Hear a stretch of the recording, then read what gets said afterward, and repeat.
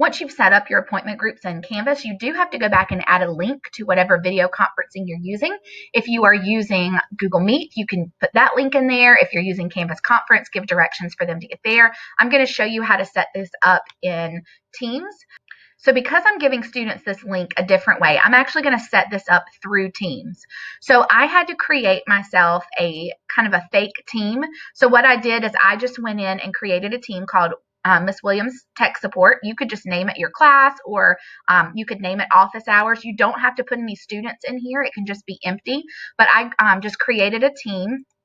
And here's my team. Once I'm in here, I'm going to go down to Meet and schedule a meeting, and then fill out all of this information. Okay, so I just filled out the title. I filled out the date. This is not really important. All this is going to do is put it on your calendar, but since they are signing up for something, I just put in the first day that I'm going to be doing this. I did not choose for it to repeat. I can still open this meeting even after the meeting has expired. The important thing is that you have this set up with some sort of team right here. This is the most important part. This is why you had to create a team. So I'm going to click send.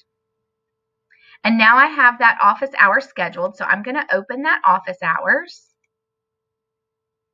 And now I'm going to go to meeting options and change these meeting options so that students cannot get into the meeting. It's going to actually put them into a waiting room or into a lobby. So I changed this to only me. That way I can use the same meeting link for all my meetings and just allow students in and out of the lobby when it's their turn to have their 10-minute session with me.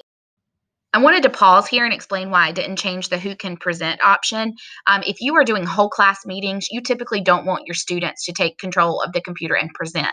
However, in these one-to-one office hour meetings, oftentimes you will need the students to present their screen to you. And so I left that option open so students could present their screen and share what's going on their screen with me.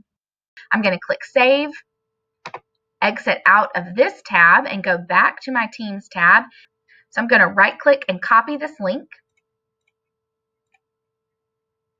I'm back in Canvas, and I'm going to go to those office hours that I created and go to Group Details. And now I can paste that link that I created in my Group Details.